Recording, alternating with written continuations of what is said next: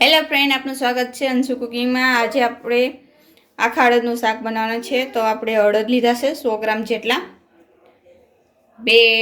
બે નંગ આપણે ટમેટા લીધા છે, આદુ લસણ અને મરચાંની પેસ્ટ છે, ધાણા, મીઠું, ચટણી, હળદર ને ધાણા જીરુંની હિંગ અને આખો મસાલો, બાદિયા, તીખા, તજ અને લવિંગ।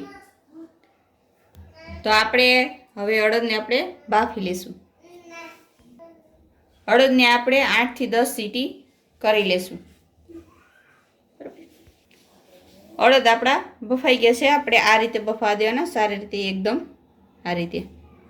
તો હવે આપણે વઘાર કરશું। હવે આપણે બાફેલા અડદ છે એમાં આપણે ટમેટા કટિંગ કરેલા આપણે એની અંદર એડ કરશું।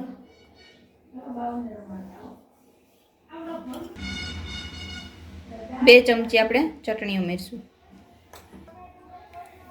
1 ચમચી આપણે ધાણા જીરું ઉમેરશું, અડધી ચમચી આપણે હળદર। આપણે બાફવામાં મીઠું નાખ્યું હતું એટલે આપણે અડધી ચમચી જ મીઠું નાખશું। બાફવામાં આપણે 1.5 ચમચી મીઠું નાખ્યું હતું। ગેસ આપણે ચાલુ કરી દીધો છે। હવે આપણે આની અંદર 3 પાવરા તેલ નાખશું।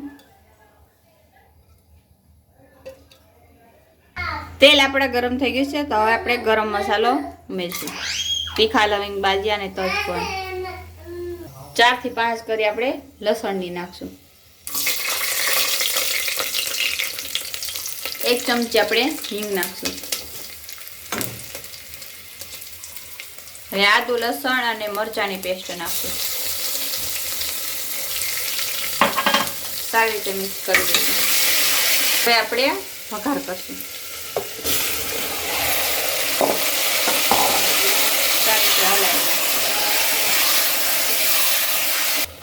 હવે આપણે 1 ગ્લાસ પાણી ઉમેરીશું।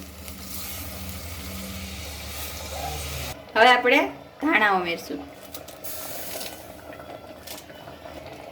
1 થી 2 મિનિટ સુધી આપણે ચડવા દઈશું।